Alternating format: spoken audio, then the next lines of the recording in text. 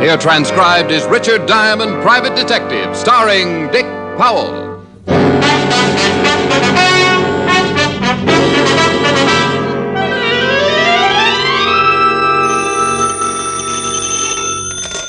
Diamond Detective Agency. Help. Rick, what's the matter? Just that, Helen, dear. Help. I haven't had a client in 3 weeks. Aw. Well, I'll take you to dinner tonight and fatten you up. No, I'm not hungry. You couldn't just send the money, could you? No. Go ahead and starve. Ferdy Parker asked me to dinner anyway. You remember Ferdy? Oh, sure. Your old boyfriend. The very old one. Rick, Ferdy's really a very nice boy. Plays polo divinely. So do horses. Well, do I go out with Ferdy or don't I? Helen, and lose the chance of watching me stuff myself? Now, you tell Ferdy you've got to do some research on a tapeworm. I'll see you in 10 minutes. Bye. Bye.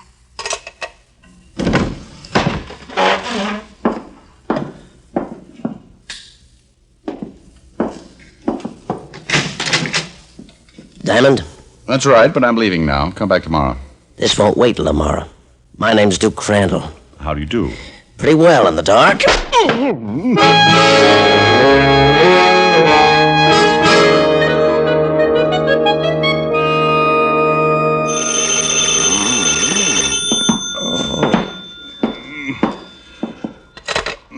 Yeah. Rick, dear, I know it's a nasty habit, but I get so annoyed when people keep me waiting over an hour. Oh, hello, Helen. Yeah. Well, I took a nap. That's nice. Bye. Honey, now wait a minute. 13 guys just beat me up. What did he look like? Well, he was very big and it was dark and I couldn't see him. Maybe it was Ferdy Parker. He's really a brute at heart. No, this guy was breathing. Rick, did someone really hit you? Honey, I may be kidding, but this bump on my head isn't. But why? The man didn't just walk in and hit you for no reason at all, did he? No, it's a hobby. Rick. Ellen, if you don't believe me, just sit tight. I'm going down to the 5th Precinct to see Walt Levinson. I'll drop around and show you my bruises.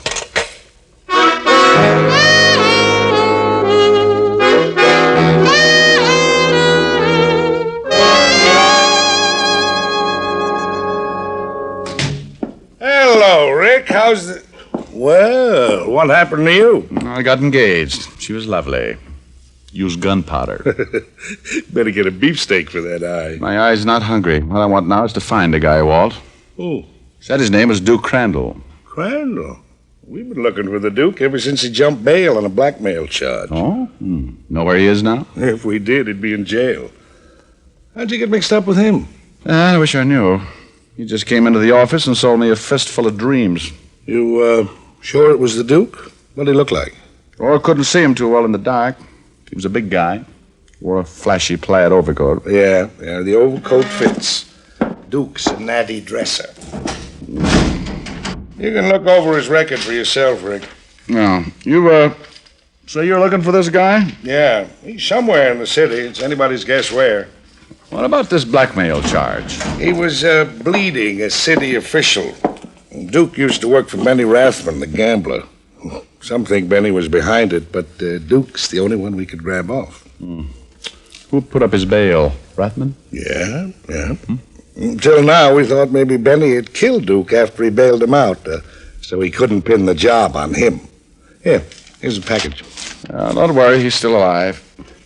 I got the bruises to prove it. What about this Benny Rathman? You think he'd know where Duke is? It's hard to say. If he did, I think he'd try and get rid of him. See, the DA's been trying to pin something on Ben for a long time. And if we find Duke and Benny is implicated in the blackmail, it'll be the DA's meat. Oh, I catch. So if Duke's smart, he let Benny bail him out and then goes in hiding before Benny can get to him. That'll make him twice as hard to find. You're really going looking for him, huh? Yeah, might as well. I don't mind getting slugged, but I'd like to know the reason why. Thanks, Walt. I left the 5th Precinct and hailed a cab. The fresh air made my head feel better, but my pride hurt all the way to the Blue Chip Club, owned and operated by Benny Rathman. As we pulled up, I lit a Camel, came to a little, and when I walked inside the club, I found a dissipated pianist playing worn-out love songs on a worn-out piano.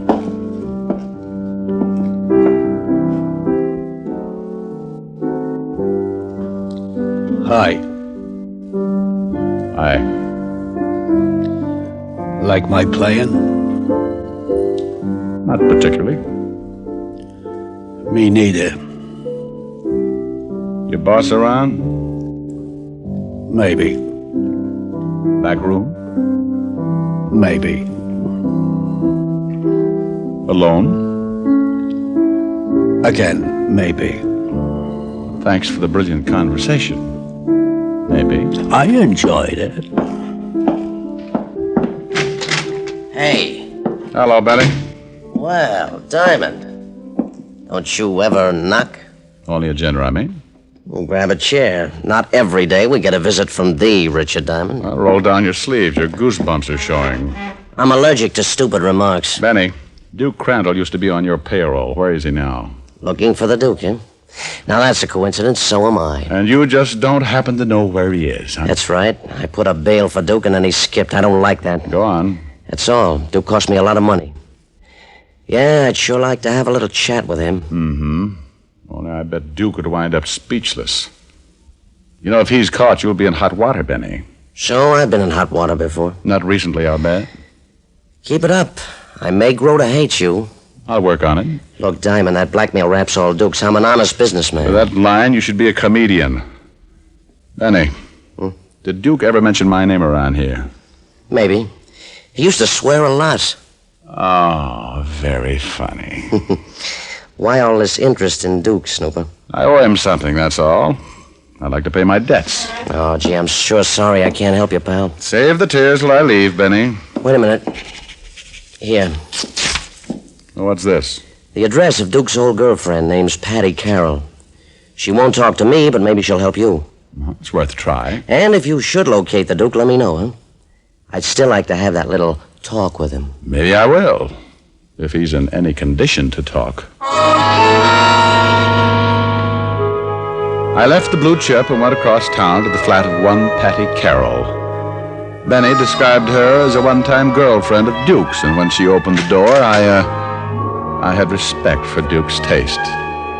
She had the kind of figure that drives architects mad, and any other type of man, too, for that matter. Hi. You the television man? Do I look like a television man? How should I know? You're cute. Well, thanks. So are you. I guess they could have cute television men. I don't see why not, but I'm not one of them. Oh, shoot. 3 days I've been waiting for that set. Heartbreaking. Ain't it, though? My brother says, Patty, that's my name, Patty. He says you gotta get a television set, see a lot of educational programs and such. He says it makes you appreciate the finer things in life. Yeah, like radio. So I get me a television set, but the guy ain't shown up yet. What do you want? Well, I'm glad you got around to that. Honey, I'm gonna want a little information. I'm no library. I'm no bookworm. Mind if I come in? All depends.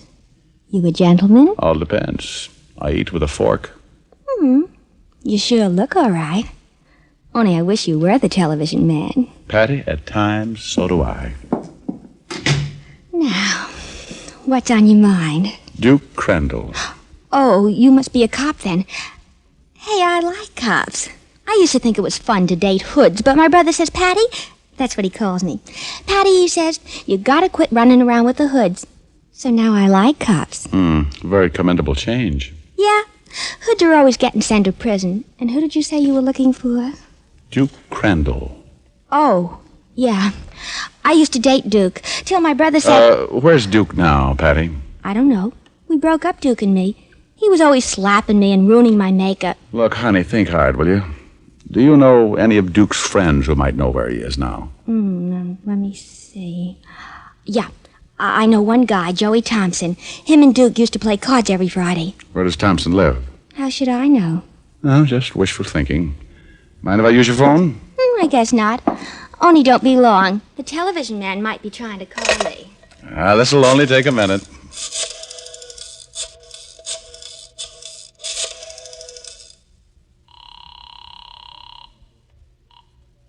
Homicide, Lieutenant Levinson. Well, I got a problem. Oh. You know a guy named Joey Thompson? Thompson? I know a Charlie. Oh, yeah, Joe Thompson. Yeah, I know him. Used to be a small-time pickpocket. Where can I get in touch with him? Last I heard, he had a legit job. Runs a watch repair shop on Fountain Street. You can get the address in the phone book. Thanks, Walt. Call you later if anything develops. And thank you, Patty. You leaving? Don't you want to stay and watch television when it gets here? Oh, no, thanks. No. All that violence makes me nervous. Well, drop in again anytime. Hoppy goes on at 8, doesn't he? Patty had few brains and many curves and was the type you hated to leave. But Joey Thompson might lead me to Duke Crandall. And curves can be dangerous if you don't watch your speed, I always say. The hall outside Patty's rock, and as I walked down it, I had the strangest feeling that someone was behind me. 2 seconds later, the strange feeling became one I was thoroughly familiar with. Oh, the walls spun around, and I spun with them. But on the way down, I caught sight of what had hit me. An ugly blackjack held by an ugly hand sticking out of the prettiest plaid overcoat you ever saw.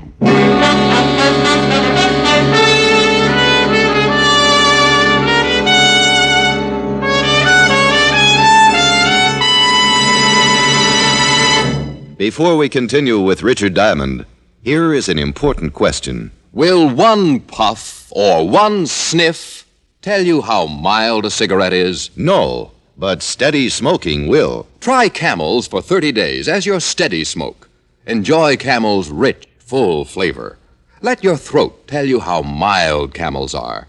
Pack after pack, week after week, hundreds of men and women from coast to coast made the Camel 30-day test under the supervision of leading throat specialists who examined their throats every week. Those throat specialists reported not one single case of throat irritation due to smoking Camels. Start your own Camel 30-day test tonight.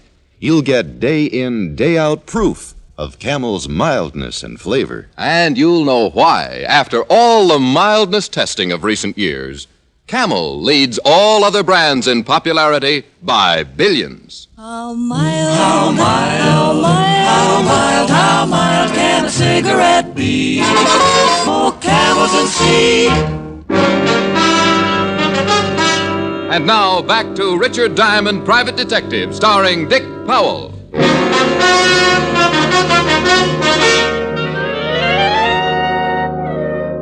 At approximately 5 p.m., I had been worked over by a man named Duke Crandall, wearing a plaid overcoat. 1 hour later, I received the second installment, again by the man in the plaid overcoat. Monotonous? You know it. Hey, wake up. Oh. Come on, that's a boy.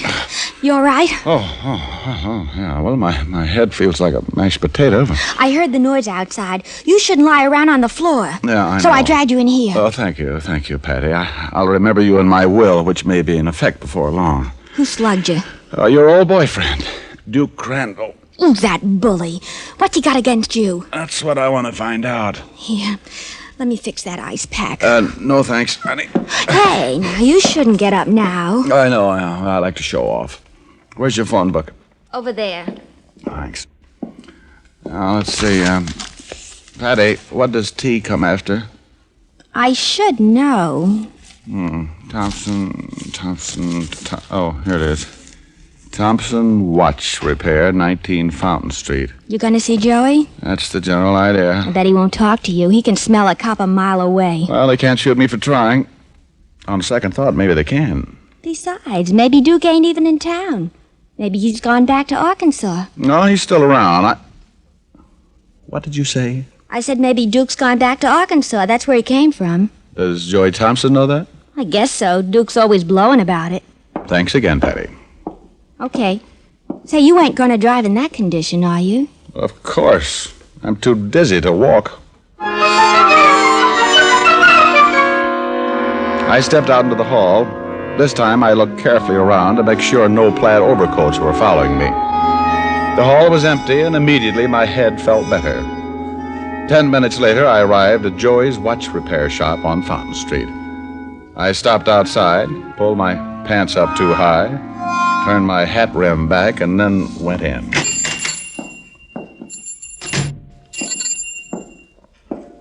Yeah, what can I do for you? Well, my name's Harold Appleknocker from Big Lake, Arkansas. Oh, how are you, Mr. Applesucker? Appleknocker, Harold. Oh. Well, you got a watch? Watch? No, never use them. Down home, we go by the sun and the hogs. When the sun's straight up, it's noon, and when the hogs holler, it's dinner time. Look, pal, we don't repair hogs. Now, what do you want? Well, sir, I'm looking for a fella named Crandall. What's that fella's first name? Something like Prince or King or, I don't know. It's one of them royalty fellas. Duke, maybe? That's it, Duke. That's the fella. You got the wrong place. Now, beat it. Oh, doggone it, that's what everybody tells me. Sure wish I could find that fella, give him his money, and go back home. The city life is killing me. Did you say money? Yeah, that's what I said, money. Plain as could be. You see, my cousin Josh is one of them lawyer fellas, and this Duke fella's uncle died and left him some money. Uncle Josh sent me up here to find him, and doggone, I sure wish I could. How much money? Friend, I don't rightly know. But Uncle Josh says it's enough to buy a poke of pigs, 2 or 3 farms. That'd be a lot, huh? Sure would be, friend, sure would be. Duke could use some dough. You sure you're on the level? Well, I think so. Had to come up a hill to get here, but I do believe Never mind. You got the money for Duke? Nope, but I got this here paper I'm supposed to watch him sign, and then Uncle Josh will send him the money. Well, wait a minute. You stay right there. So far, so good. Joey went into the back room, and I heard him dial. I couldn't hear the conversation, but I knew he was talking to Duke. 2 minutes later, he came back out. Okay, pal. I'll take you to Duke. Why, now, that'd be right neighborly. Only I don't want to take you away from your work, and you just tell me where I can find him. Duke says to bring you. The shop will keep. Now move. Joey locked the door, and then we went to his car and drove to the warehouse section. He pulled up in front of a deserted warehouse, stopped, and blew his horn twice. Pretty soon, a big man wearing striped trousers and a loud check sport coat came out of the warehouse and over to the car. This had to be Duke Crandall. This the guy, Joey? Yeah, Duke. Okay, Hicks, start talking. Appleknocker, Harold Appleknocker. Drop that business. You told Joey my uncle left me some dough. Oh, you ain't got an uncle, friend. No, I was afraid of that. Yeah. Now, what's your name? How about a Swedish dialect? Got any uncles in Sweden? You see, Duke? I told you over the phone he was a fake. Yeah, it's good work, Joey. Now get out, bud. I want to know why you were looking for me. I didn't know where you were. Get out, he said. All right. Maybe somebody followed this boy, Joey. Drive back up the alley and keep a lookout. I'll take care of him. Right, Duke. In the warehouse, Buster.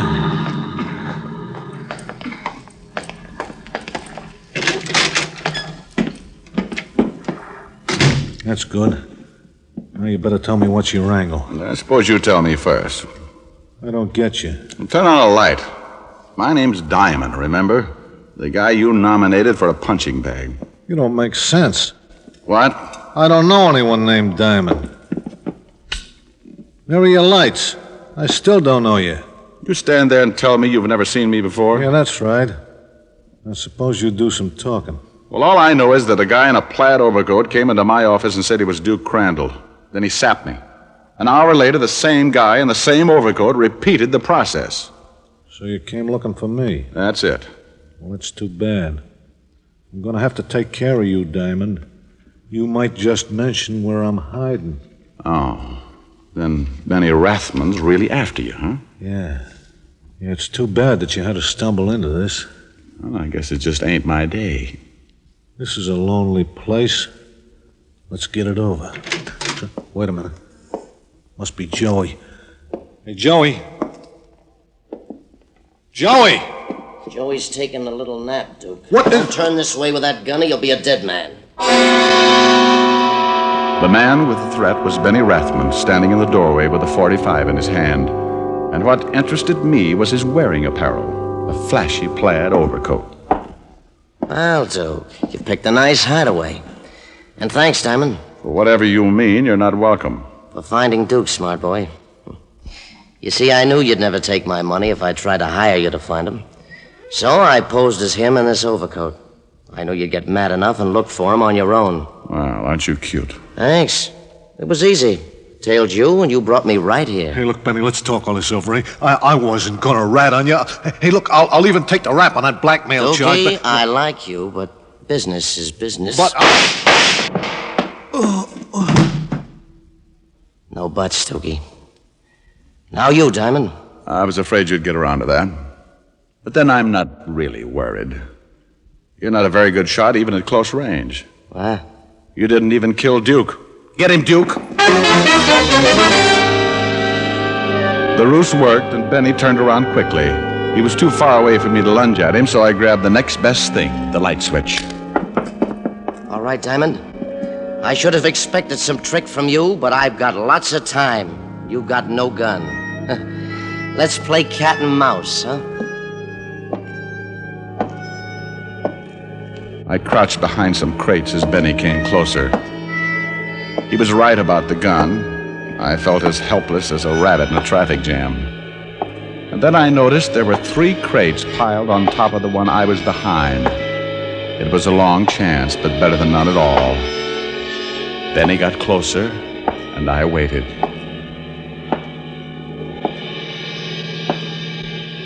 It'll be soon, Diamond. I'm getting accustomed to the dark now. I'll find that light switch soon, and I'll get you...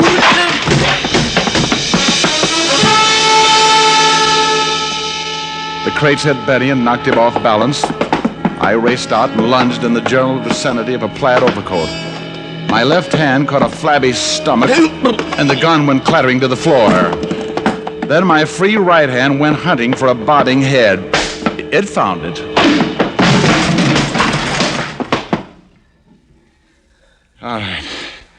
All right, Betty, get up. Oh. I beg your pardon? Well, I'll quote you on that. Now then, upsy daisy. Attaboy. Oh, my head. Hurts, doesn't it? But you know, Benny, you hit me twice today, and I've only hit you once. Now, that's hardly fair, is it?